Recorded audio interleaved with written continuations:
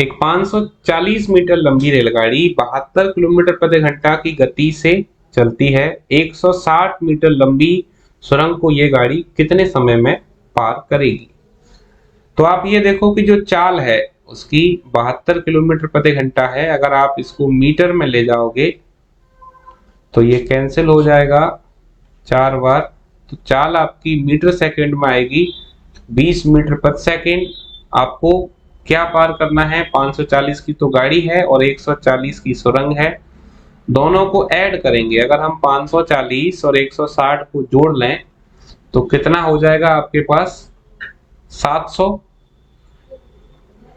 700 को 20 की चाल से अगर तय किया जाए तो कितना समय लगेगा?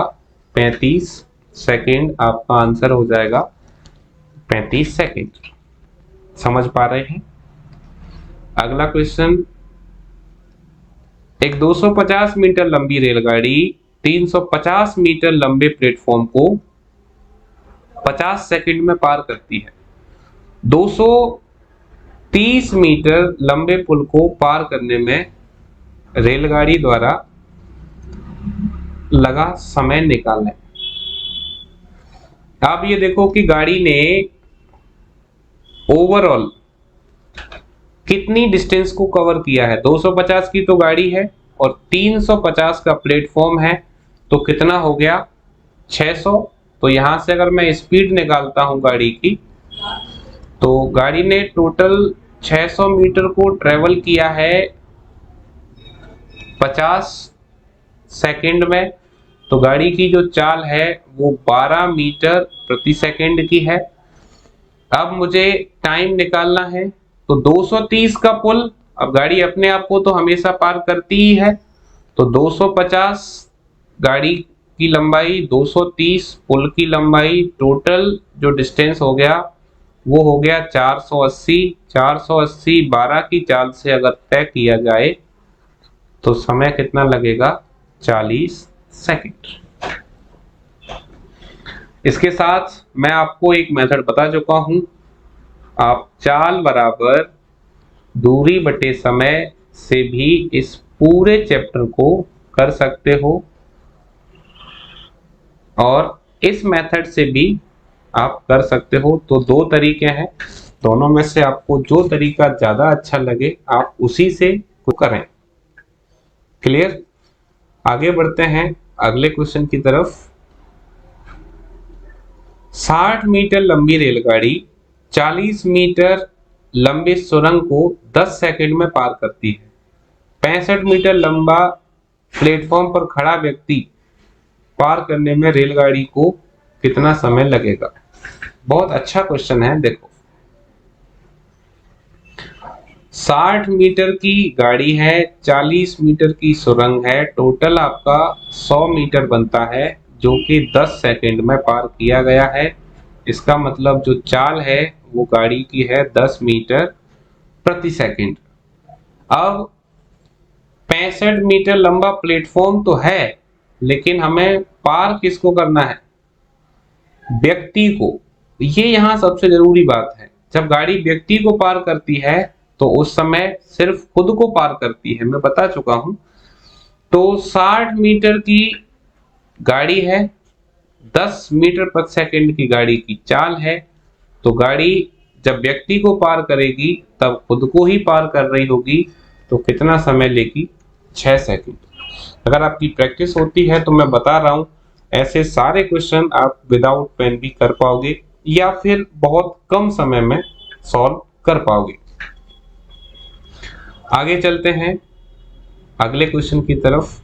आज की क्लास थोड़ी सी लंबी होने वाली है, तो तरीके से आप लोग जो है पूरी क्लास में बने रहें। आज आपके एक साथ 3 चैप्टर क्लियर हो जाएंगे। अगला क्वेश्चन आप देखें, 2 रेलगाड़ियां एक ही समय पटना और गया से एक दूसरे की ओर क्रमशः 60 किलोमीटर प्रति घंटा और 40 किलोमीटर प्रति घंटा की चाल से चलती हैं।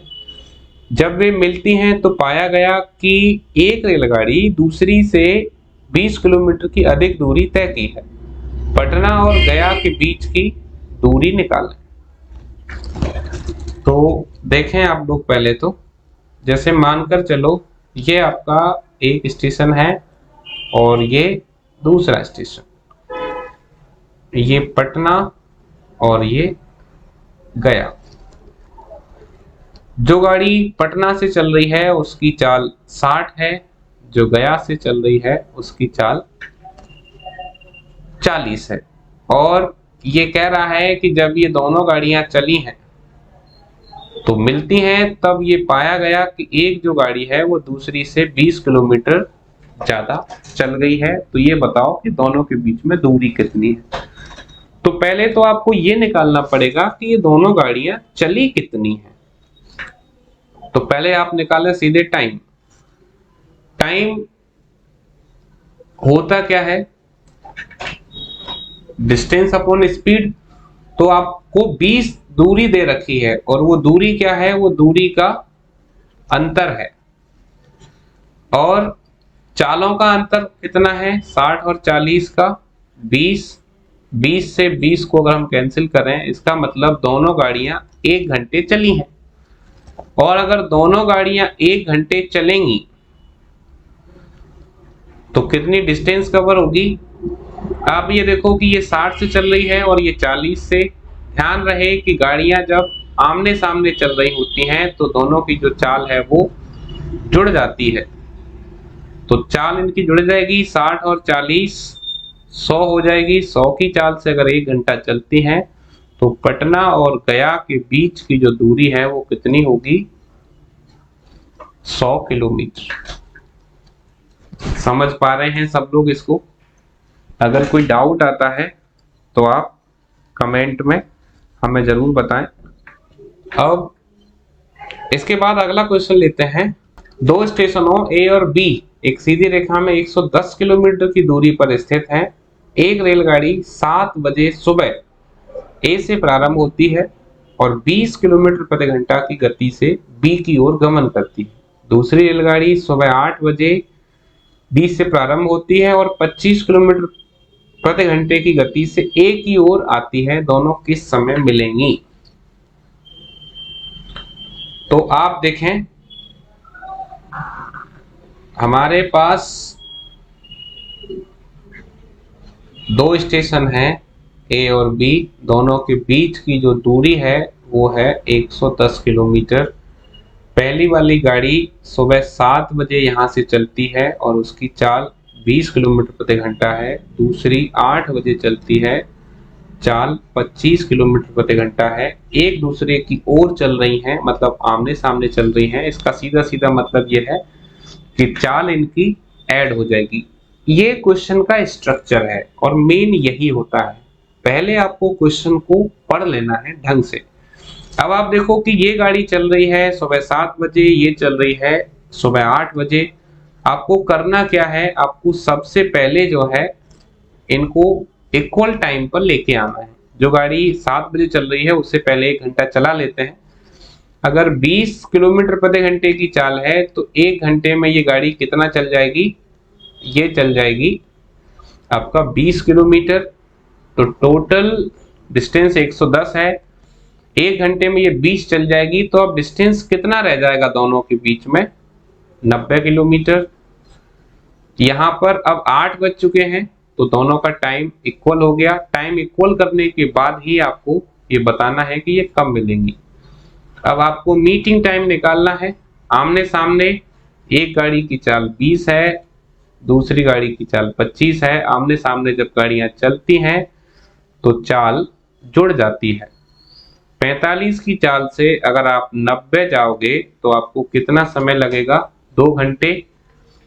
अब 2 घंटे कब, जब दोनों का समय बराबर हो गया तब। समय बराबर कब हुआ, 8 बजे। 8 बजे के बाद अगर 2 घंटे लगेंगे तो घड़ी में समय क्या हो जाएगा, सुबह 10 बज जाएंगे। यानी आपका जो आंसर है वो क्या हो जाएगा, 10 बजे। क्लियर। अगला क्वेश्चन। समान गति से चलती हुई एक रेलगाड़ी 200 मीटर लंबे प्लेटफॉर्म को 10 सेकंड में और टेलीग्राम खंबे को 6 सेकंड में पार करती है। रेलगाड़ी की लंबाई और चाल निकालें। आप ये देखो, सबसे पहले आपको जो समझना है, मैं आपको ये बहुत बढ़िया ट्रिक यहाँ बताने जा रहा हूं। रेलगाड़ी ने जब प्लेटफॉर्म को पार किया, कोई भी रेलगाड़ी जब प्लेटफॉर्म को पार करती है तो प्लेटफॉर्म के साथ साथ उसने खुद को भी पार किया होगा। तो उस दौरान उसको कितना समय लगा? 10 सेकंड। लेकिन गाड़ी ने जब खुद को पार किया तो गाड़ी को कितना लगा?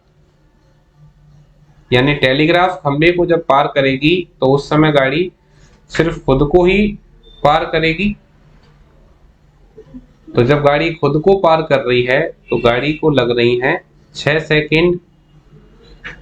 अब आपको लंबाई बतानी है, तो आप ये देखो कि गाड़ी ने प्लेटफॉर्म को कितने समय में पार किया होगा?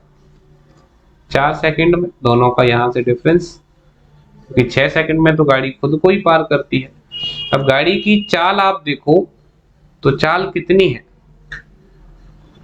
200 मीटर गाड़ी तय कर रही है 10 सेकंड में। तो गाड़ी की चाल आपको यहां से मिलेगी 20 मीटर प्रति सेकंड, राइट।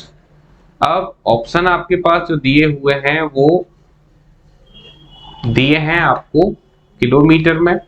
तो मीटर सेकंड को किलोमीटर प्रति घंटा ले जाने के लिए हम क्या करते हैं? 18/5 करते हैं। तो 5 से कैंसिल किया तो आपके पास चाल आती है 72 किलोमीटर प्रति घंटे। और गाड़ी की लंबाई की बात करें अगर हम, लंबाई यानी डिस्टेंस, तो 20 की चाल से अगर गाड़ी चल रही है और गाड़ी जो है 6 सेकंड में खुद को पार करती है तो गाड़ी की लंबाई होनी चाहिए 120 मीटर। लेकिन अगर हम देखें तो ये दोनों ही चीजें ऑप्शन में मौजूद नहीं हैं। इसका मतलब आपको रिव्यू करना पड़ेगा। अब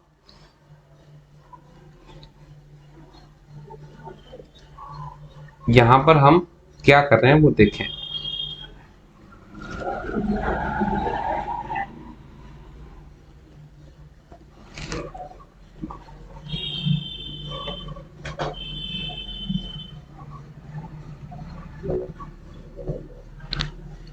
रेलगाड़ी ने जब 200 मीटर के प्लेटफॉर्म को पार किया है तो 10 सेकंड लगे हैं। रेलगाड़ी ने जब खुद को पार किया है तो 6 सेकंड लगे हैं। या फिर खंबे को पार किया है तो खंबा 0 का होता है, तो आप यहां से जब चाल निकालोगे स्पीड, तो दूरी का जो अंतर है दोनों की 200 और खंबा 0, तो 200 का है। समय का जो अंतर है वो 10 और 6 में 4 का है। तो यहां से चाल आएगी मीटर सेकंड में। किलोमीटर प्रति घंटे में अगर हम इसको ले जाएंगे तो 18/5 करेंगे तो 5 चौक 20, 20 से 210 बार, तो चाल आएगी 180 किलोमीटर प्रति घंटे। मेथड हमने पहले यूज किया वो कहीं ना कहीं गड़बड़ हो रहा था। और 180 किलोमीटर प्रति घंटे का मतलब क्या है? अगर आप इसको इस तरीके से समझते हो तो 180 किलोमीटर प्रति घंटे का मतलब है 50 मीटर प्रति सेकंड। और इतने से गाड़ी 6 सेकंड जब चलेगी तो तब खुद को पार करेगी, मतलब गाड़ी की खुद की लंबाई होगी 300 मीटर। तो जो सही आंसर होगा वो होगा ऑप्शन ए, 300 मीटर और 180 किलोमीटर प्रति घंटे। जिनको समझ में नहीं आया वो दोबारा से समझ लें। देखो आपको कि इसमें हुआ क्या है। 200 मीटर का आपका क्या है? प्लेटफॉर्म है। तो इसमें गाड़ी की लंबाई कितनी है हमें मालूम नहीं, लेकिन इसमें गाड़ी जब प्लेटफॉर्म को पार करेगी तो खुद को भी पार करेगी। दूसरा, जब गाड़ी ने एक खंबे को पार किया है उस समय भी गाड़ी की लंबाई रहेगी। तो आपको करना क्या है, आपको चाल निकालने के लिए सिंपल जो मेथड यूज करना है वो यूज करना है दूरी का अंतर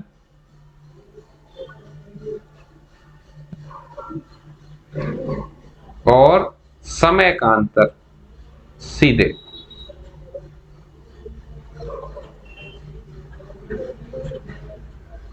तो दूरी का अंतर कितना है 200, क्योंकि खंबा 0 का है। समय का अंतर कितना है 10 और 6 में जब हम अंतर करेंगे तो अंतर कितना आ जाएगा, ये अंतर हमारे पास आ जाएगा 4।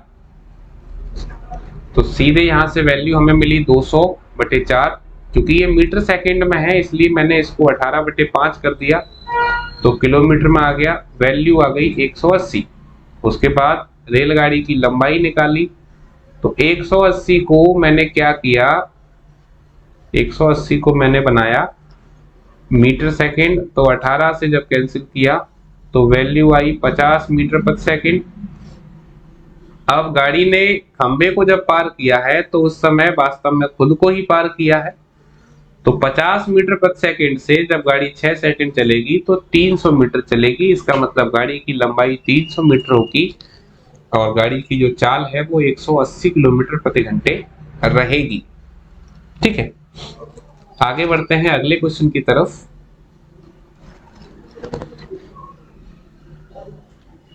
समान लंबाई परंतु अलग अलग चालों की दो रेलगाड़ियां एक खड़ी हुई पोल को क्रमशः 6 सेकंड और 9 सेकंड में पार करती हैं। यदि दोनों एक ही दिशा में चलती हैं तो कितने समय में एक दूसरे को पार करेंगी। आप देखो यहाँ पर भी अपन रेशो मेथड यूज अगर करें तो टाइम कितना लग रहा है, पहले केस में लगा आपका 6 सेकंड और दूसरे केस में लगा 9 सेकंड। तो टाइम का जो रेशियो है अगर स्पीड का बनाएंगे तो पहले तो कैंसिल कर लेते हैं इसको, तो कैंसिल 3 से करते हैं, या अगर नहीं भी करते हैं तो भी चलो पहले बिना कैंसिल किए करते हैं। अगर ये 6-9 है तो 9 और 6 होगा। मैंने आपको डिस्टेंस बताया था स्पीड इंटू टाइम, तो 6 इंटू 9 करोगे तो 54, यहाँ पर 9 इंटू 6 करोगे तो 54। देखो क्वेश्चन में कहा गया है समान लंबाई, तो लंबाई दोनों गाड़ियों की कितनी है 54 और 54। अलग अलग चाल है। अब एक ही दिशा में चल रही हैं, एक ही दिशा में चल रही हैं, तो एक दिशा में जब गाड़ियां चलती हैं तो समय आपका माइनस हो जाता है। तो फिलहाल लंबाई तो हमेशा जुड़ती है 108। चाल का जो अंतर है 9 और 6 में वो कितना है, आप देखें यहाँ पर 3, तो कितना लगेगा 3 से 36 सेकंड। आंसर क्या होगा 36 सेकंड। क्लियर? ठीक है, अगला क्वेश्चन सेम टू सेम है। आप लोग जो है जल्दी से अगला क्वेश्चन करो और बताओ कि आंसर क्या होगा। चलो, समान लंबाई परंतु अलग अलग चालों की दो रेलगाड़ियां एक खड़ी हुई पोल को क्रमशः 4 सेकंड और 8 सेकंड में पार करती हैं। यदि दोनों विपरीत दिशा में चलती हैं तो कितने समय बाद वे एक दूसरे को पार करेंगी। लंबाई समान है, तो पहले तो आप ये देखो कि जो समय का अनुपात है वो क्या है 4 और 8। तो कैंसिल करना चाहे कर सकते हैं, नहीं करना चाहे ना भी करें। तो स्पीड का क्या हो जाएगा, अपोजिट हो जाएगा, 8 और 4 हो जाएगा। अब हम यहां से अगर डिस्टेंस लें तो दोनों की जो डिस्टेंस है वो कितनी रहेगी 32। अब लंबाई समान कह रहा है, लंबाई हमने निकाल ली 32। चल कहां पर रही है ये देखो, दोनों विपरीत दिशा में जब चलती हैं गाड़ियां तो उनकी जो चाल है वो जुड़ जाती है। तो यहाँ पर ये कितना हो रहा है 64, चाल जुड़ जाएगी तो कितनी हो जाएगी 12, 3 से 4 से कैंसिल कर लेते हैं, 4 दिया 12 और 16 चौके 64, तो 3 पंजे 15, आपके पास आंसर आएगा 5 सही 1/3 सेकंड। क्लियर? आपको बस ये ध्यान रखना है कि जो चाल है वो कौन सी है, यानी विपरीत दिशा में गाड़ी चल रही है या फिर समान दिशा में चल रही है, इस बात का विशेष ध्यान रखा जाना है। ठीक है, आगे बढ़ते हैं अगले क्वेश्चन की तरफ। फिर से आपको क्वेश्चन उसी तरीके से मिला है, समान लंबाई परंतु अलग अलग चालों की 2 रेलगाड़ियां एक खड़ी हुई पोल को 10 सेकंड और 15 सेकंड में पार करती हैं। यदि दोनों विपरीत दिशा में चलती हैं तो कितने समय बाद वे एक दूसरे को पार करेंगी? तो इस टाइप का ये तीसरा क्वेश्चन है। आप ये देखो कि 10 और 15 आपके पास समय का अनुपात है, तो चाल का अनुपात क्या होगा 15 और 10, तो यहां से लंबाई क्या मिलेगी 150 और 150, तो लंबाई समान हो गई। अब ये विपरीत दिशा में चल रही हैं, आपको समय निकालना है, तो आप ये देखो कि टोटल टाइम और आपको कितना लगेगा। तो पहले लंबाई आपको मिलती है यहां से 300, और आपको यहां से जो स्पीड है वो विपरीत दिशा में चल रही हैं। देखो विपरीत दिशा में चल रही हैं, विपरीत दिशा में चाल क्या होती है अभी मैं आपको बता चुका हूं, जुड़ जाती है।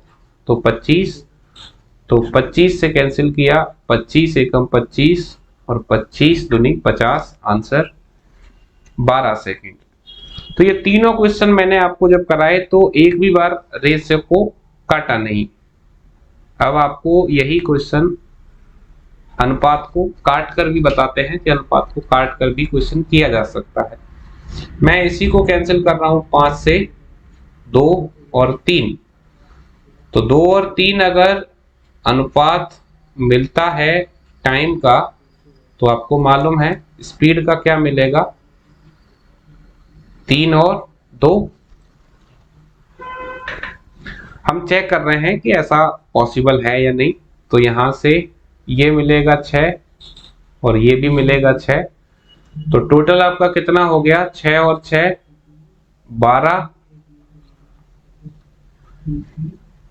12 सेकंड और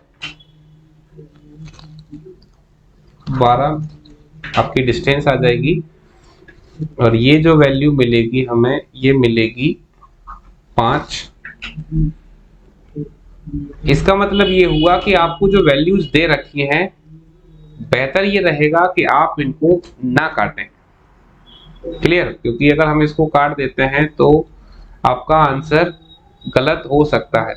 तो आपको जो भी अनुपात दिया है इसको काटना नहीं है, ये बात आपको यहां मैंने समझा दी है ना। तो जो गलती एग्जाम में हो सकती है उससे कैसे बचना है वो भी आपको यहाँ पर समझना चाहिए। अब आगे बढ़ते हैं अगले क्वेश्चन की तरफ। एक पुलिस वाला एक चोर से 100 मीटर पीछे है। यदि पुलिस वाला 8 मिनट में 1 किलोमीटर दौड़ता है और चोर 10 मिनट में 1 किलोमीटर दौड़ता है, तब कितने किलोमीटर दूर भागने के पश्चात चोर पकड़ा जाएगा? ये चोर और सिपाही वाला जो क्वेश्चन है इसका आपको कंसेप्ट समझना बहुत जरूरी है। तो देखो किस तरीके से ये क्वेश्चन किए जाते हैं।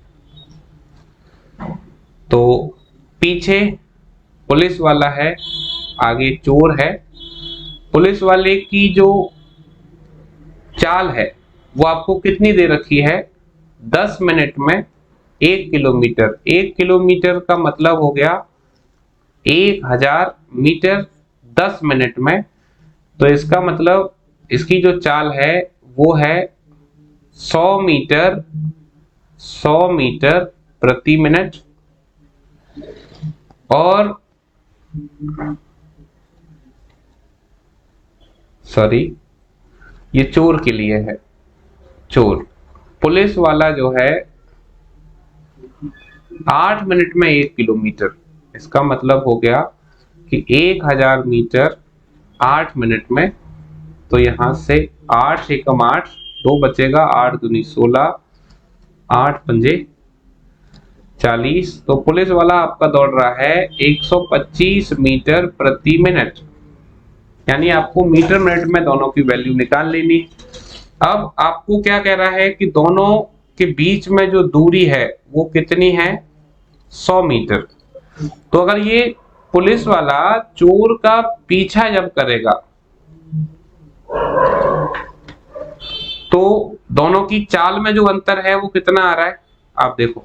दोनों की जो चाल में अंतर है वो चोर की 100 मीटर प्रति मिनट है, पुलिस वाले की 125 है, यानी 25 का अंतर है। तो 1 मिनट में 25 मीटर का जो गैप है वो कम हो जाएगा। तो टाइम कितना लगेगा, टाइम लगेगा 100 मीटर का गैप है, 1 मिनट में 25 मीटर अगर कवर हो रहा है तो 4 मिनट में चोर पकड़ लिया जाएगा। चोर 1 मिनट में अगर 100 भागता है तो 4 मिनट में कितना भागेगा, 400। आपका आंसर क्या होगा, 400। ये तो हुआ एक तरीका जिसको हमने डिटेल में समझा। अगर इससे हम डायरेक्ट करते तो किस तरीके से क्वेश्चन होता, आप वो भी देखें। पहले तो यही बताएं सब लोग कि ये जो मेथड मैंने आपको बताया है इसको समझ पाए या नहीं समझ पाए।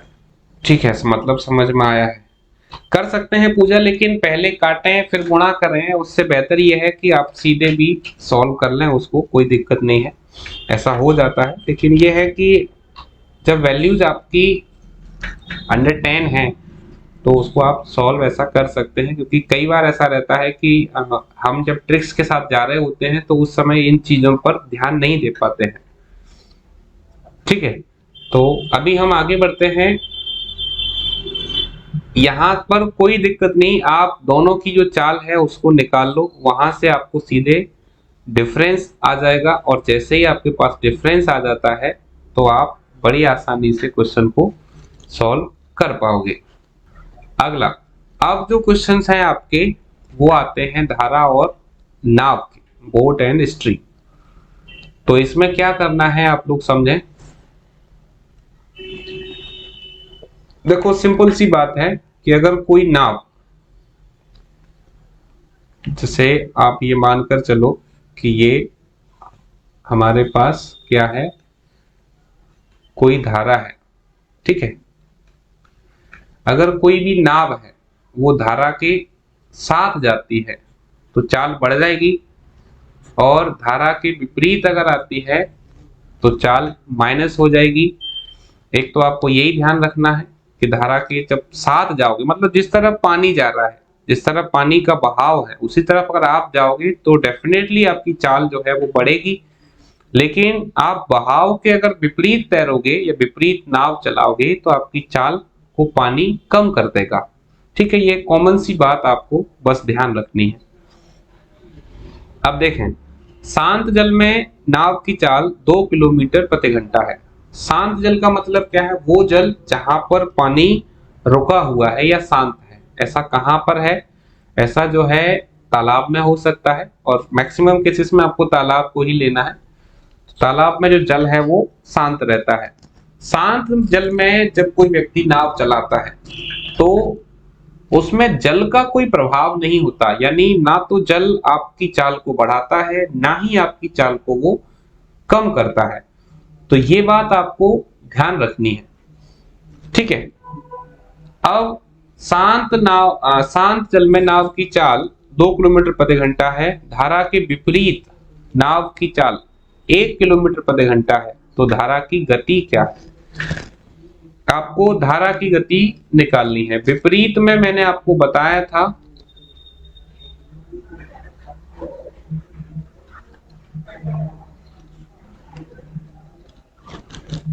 चाल क्या होती है, माइनस होती है। अगर कोई शांत जल में 2 की चाल से नाव चला रहा है और अगर विपरीत में उसकी चाल घटकर 1 रह गई, तो अब आप मुझे ये बताओ कि उसकी जो चाल है वो घटाई किसने। डेफिनेटली वो जो है धारा की वजह से ही कम हुई है। और कितनी कम हुई है, 1 किलोमीटर प्रति घंटा। जितनी कम हुई है वो कम धारा ने की है, इसलिए धारा की जो गति होगी वो क्या होगी, 1 किलोमीटर प्रति घंटा। ये बात समझ में आ गई सबको। बहुत आसान सी बात है, प्रैक्टिकल बात है, बड़ी इजीली आप इसको समझ सकते हो, उसमें कोई बहुत बड़ा रॉकेट साइंस नहीं है। ठीक, ये बात समझ में आई है। आगे चलते हैं अगले क्वेश्चन की तरफ।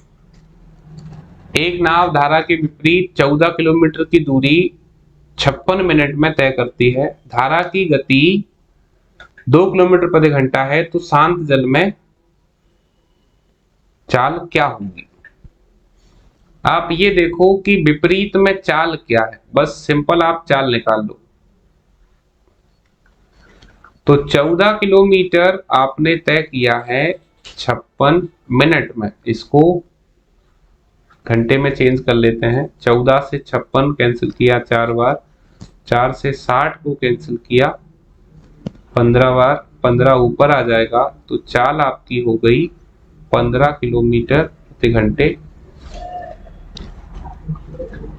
तो 15 किलोमीटर प्रति घंटे की चाल है कहां पर, धारा के विपरीत, और धारा की चाल है 2 किलोमीटर प्रति घंटा।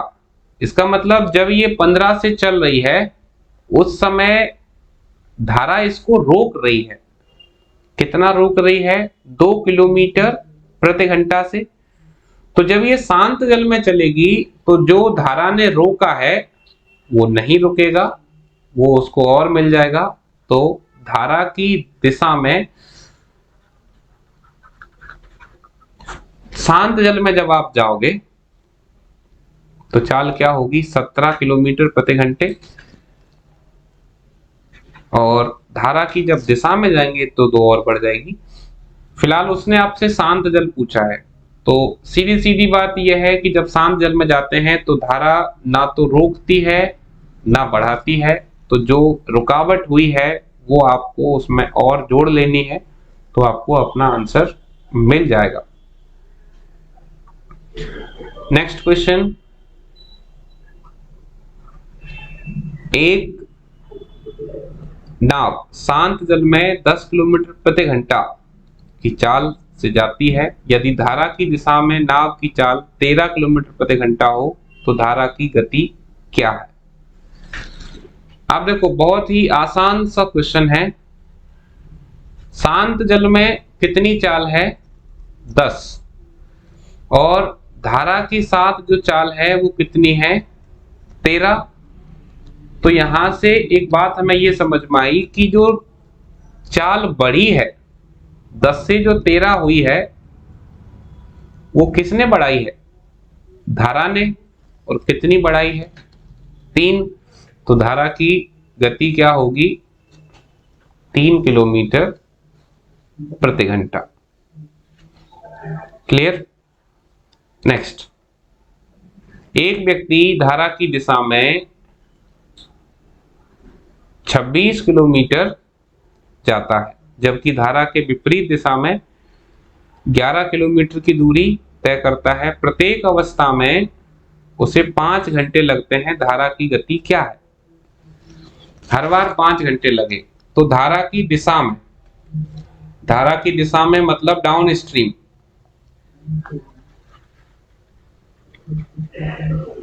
तो 26 किलोमीटर अगर 5 घंटे में कोई जाता है तो उसकी चाल क्या होगी, 5.2। और विपरीत यानी अप स्ट्रीम अगर वो 11 किलोमीटर 5 घंटे में कोई जा रहा है तो चाल क्या होगी, 2.2। अब आपको क्या निकालना है, धारा की गति। तो धारा की गति जब भी निकालनी हो तो क्या करना है, दोनों जो चाल हैं उनको हमेशा माइनस करना है। माइनस करने के बाद 2 का डिवाइड देंगे तो 5.2 minus 2.2 equal 3, 3/2 equal 1.5 kilometre per hour. यानी इस टॉपिक में आपके पास ज़्यादा जो है कोई दिमाग लगाने का विशेष नहीं है, सिंपल सी चीज़ें हैं। धारा की गति अगर निकालनी हो तो अप स्ट्रीम और डाउन स्ट्रीम को माइनस किया जाता है और उसको डिवाइड करते हैं 2 से। इसी केस में अगर आपको शांत जल में भी पूछा जाता है, शांत जल में चाल, तो उसमें आपको क्या करना है, डाउन स्ट्रीम और अप स्ट्रीम की जो चाल है उसको प्लस करके 2 का डिवाइड करना है। और अगर जो है आपकी जो क्वेश्चन है, आपका जो क्वेश्चन है वो आपसे धारा की चाल पूछ रहा है तो आपको माइनस कर देना है। 2 ही चीजें हैं जो आपको ध्यान रखना है। क्लियर? अगला क्वेश्चन, शांत जल में एक व्यक्ति के नाव खेने की गति 4.5 किलोमीटर प्रति घंटा है। उसे धारा के विपरीत दिशा में एक खास दूरी तय करने में जो समय लगता है वह धारा की दिशा में उस खास दूरी को तय करने में लगे समय का दोगुना है। धारा की गति क्या है? यानी एक व्यक्ति शांत जल में जब नाव चलाता है तो उसकी चाल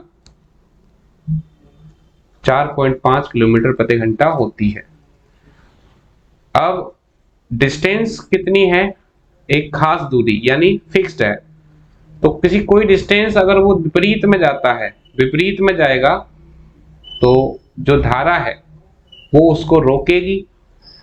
तो विपरीत में चाल क्या रहेगी, 4.5 माइनस एक्स।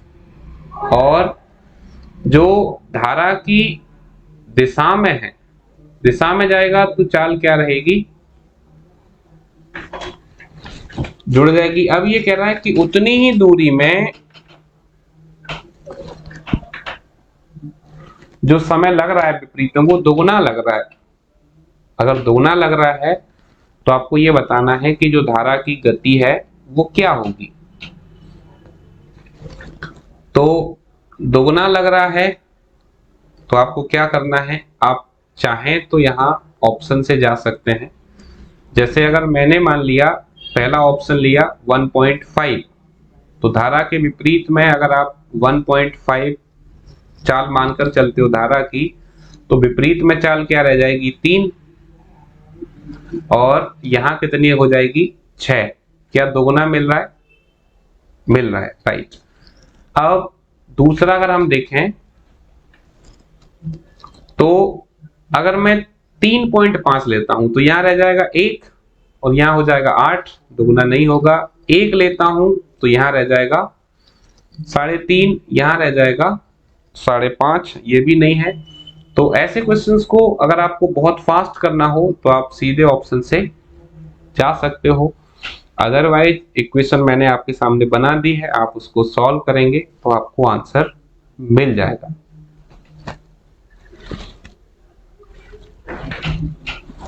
ठीक है, तो अगर इक्वेशन सॉल्व करनी हो तो विपरीत में दोगुना करके आप इसको सॉल्व कर लेना। बेटर यही है कि आप इक्वेशन सॉल्व करने की बजाय सीधे ऑप्शन को फॉलो करो। शांत जल में नाव की चाल 7 किलोमीटर प्रति घंटा है।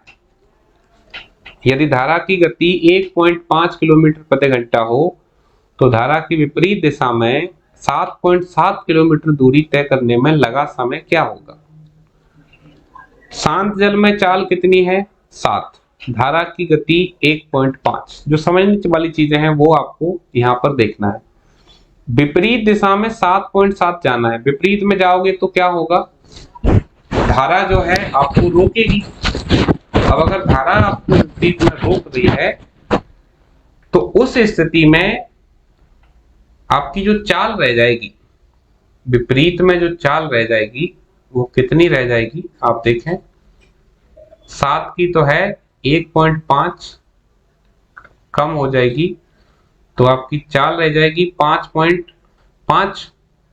अब आपको समय बताना है, तो अगर 7.7 किलोमीटर कोई 5.5 की चाल से जाता है, तो पहले तो पॉइंट से पॉइंट 11 से कैंसिल कर लेते हैं, 11 पंजे 55, 11 7 77, 7/5 घंटे। मिनट में ले जाने के लिए 60 से मल्टीप्लाई, 5 से कैंसिल किया, 12 पंजे 60, तो 12 इंटू 7 करेंगे, कितना आ जाएगा, 84 मिनट। क्लियर है? अगला क्वेश्चन लेते हैं। एक व्यक्ति शांत जल में 8 किलोमीटर प्रति घंटा की गति से नाव खींच सकता है। धारा की गति 4 किलोमीटर प्रति घंटा है। यदि एक खास दूरी व धारा की विपरीत दिशा में तय करता है एवं वापस लौटता है, तो पूरी यात्रा में औसत चाल क्या होगी? अब देखो, आप इस क्वेश्चन की जो भाषा है वो समझें। शांत जल में 8 की चाल है और धारा की गति 4 की है। एक खास दूरी धारा की विपरीत दिशा में तय करता है। अगर कोई व्यक्ति एक तरफ से विपरीत में जा रहा है, तो इसका मतलब यह है कि दूसरी तरफ से वो धारा के साथ आएगा। ठीक, अब जब वो विपरीत में जाएगा, तो विपरीत में चाल माइनस होती है, तो 8 - 4, यहाँ 4 की चाल रह जाएगी। जब वो धारा के साथ जाएगा तो चाल जुड़ जाएगी 12, यानी एक तरफ से 4 से जाता है, दूसरी तरफ से 12 से लौटता है। औसत चाल, तो पूरी यात्रा के दौरान औसत चाल अगर कभी आपसे पूछी जाती है, तो आपको क्या करना है, मेथड यूज करना है, सीधे 2x/अपॉन x + y। तो 2 इंटू, अब आपके पास दो जो वैल्यू हैं, पहली वैल्यू है 4 और दूसरी वैल्यू है 12। इसको ऐड करेंगे तो नीचे हो जाएगा 16, कैंसिल करेंगे तो 16 को 4 से कैंसिल किया 4 बार, 2 से 4 को कैंसिल किया 2 बार, फिर 2 से अगर 12 में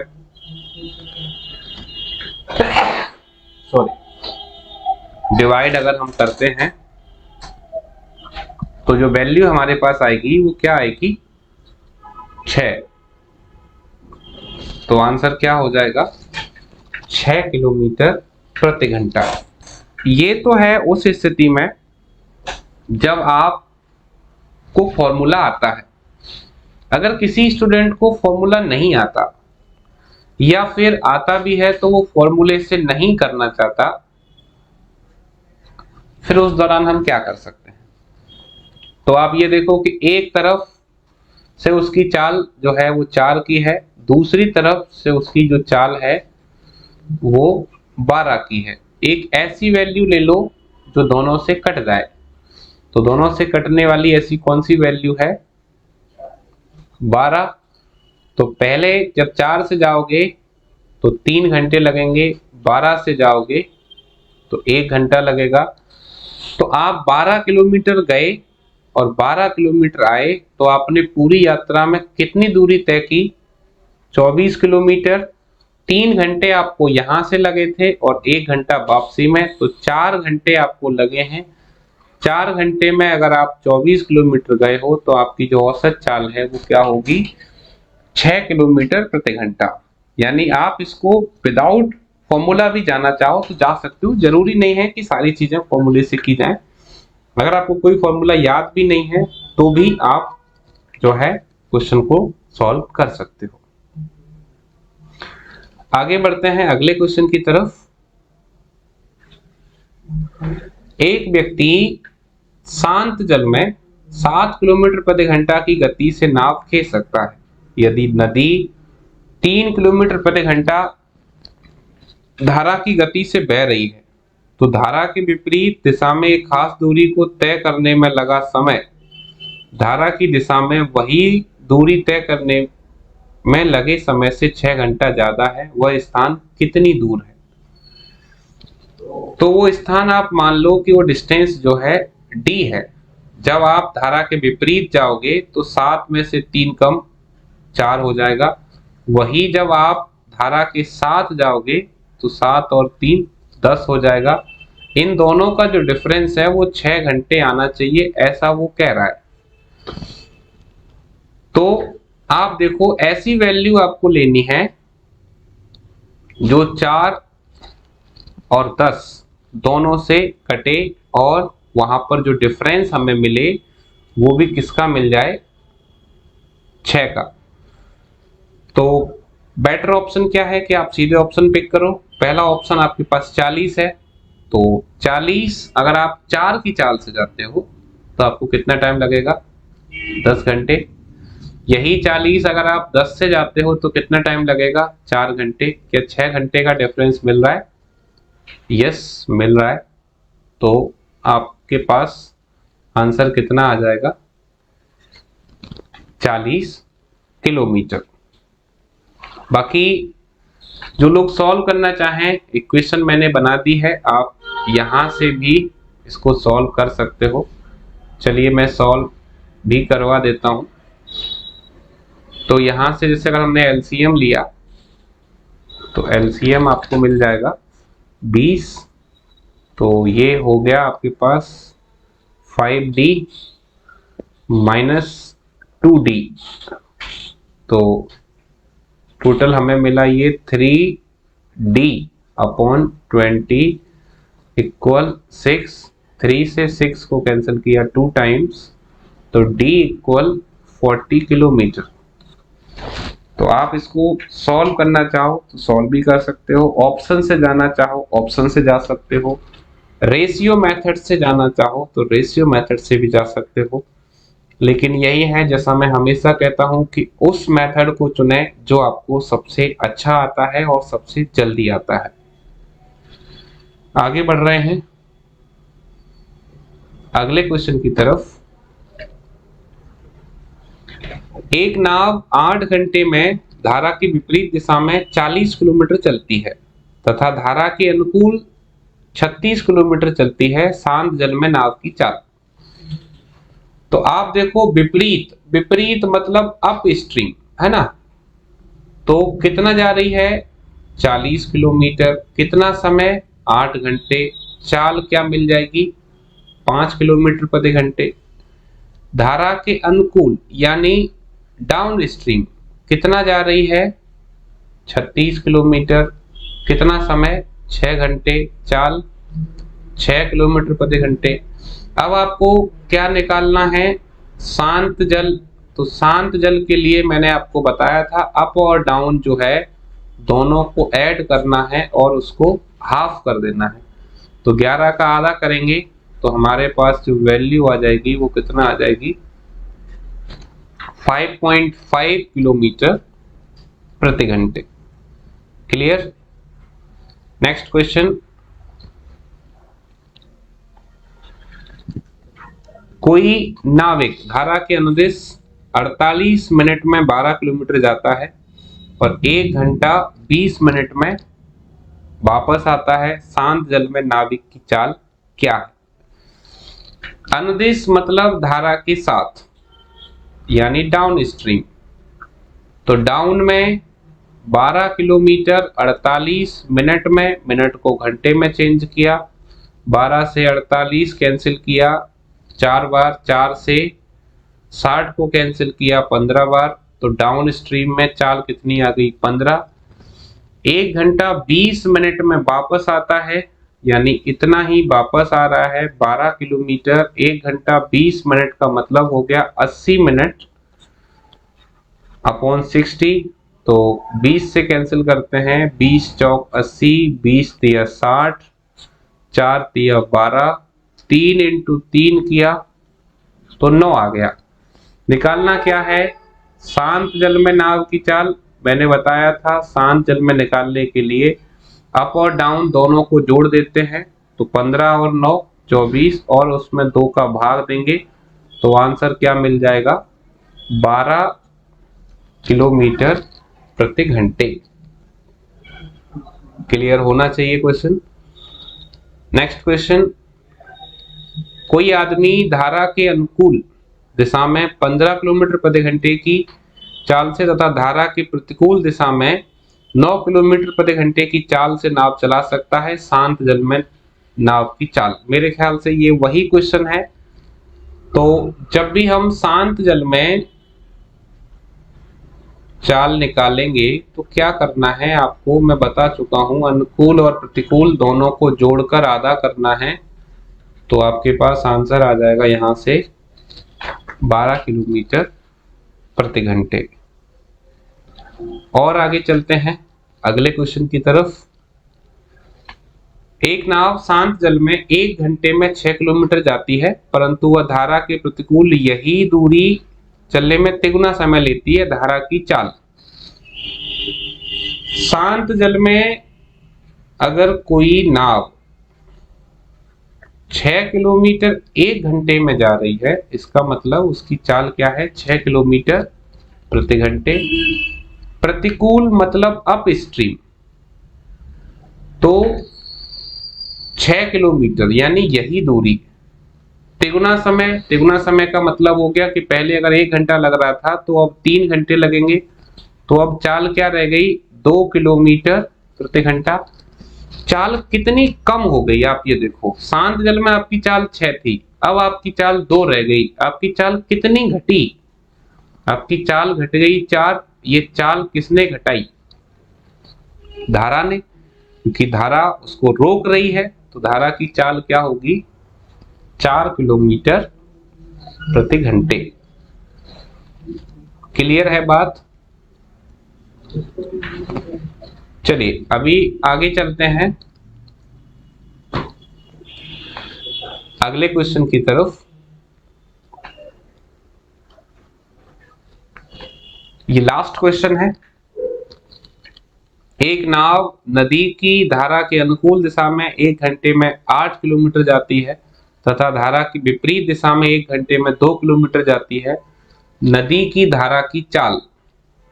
तो मैं आपको बता चुका हूं, धारा की चाल निकालने के लिए क्या करते हैं, अनुकूल और प्रतिकूल दोनों को माइनस करके हम जो है आधा कर देते हैं तो आंसर मिल जाता है।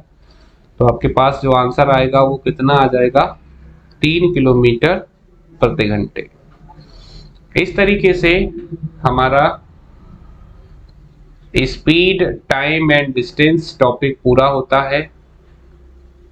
ट्रेन टॉपिक कंप्लीट होता है और वोट एंड स्ट्रीम। आज हमने 3 टॉपिक कंप्लीट किए हैं। चूंकि क्लास थोड़ी सी लंबी रही तो आपको इन तीनों टॉपिक को अच्छे से प्रैक्टिस करना है। अब आप देखो कि हमने कितने चैप्टर्स अभी तक पढ़ लिए। सबसे पहले हमने स्टार्ट किया था एवरेज से, तो एवरेज हो गया है। उसके बाद कंपाउंड प्रोपोर्शन, कंपाउंड प्रोपोर्शन के साथ साथ फिर मैंने आपको पार्टनरशिप भी बता दिया।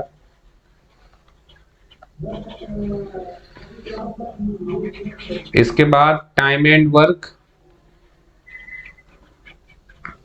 इसके बाद पाइप एंड सिस्टर्न। तो 5 टॉपिक तो ये हो गए और 3 आज हो गए, यानी टोटल आपके 8 चैप्टर हो गए। और आज जो है 7वां दिन है। क्योंकि समय बहुत कम है इसलिए स्पीड अप करना पड़ रहा है। संडे को भी आपके लिए मैराथन क्लास लेनी हो रही है। तो कोई नहीं, हम जो है तैयार हैं इसके लिए। आपको अच्छे से इसको पढ़ना है, अच्छे से मेहनत करना है।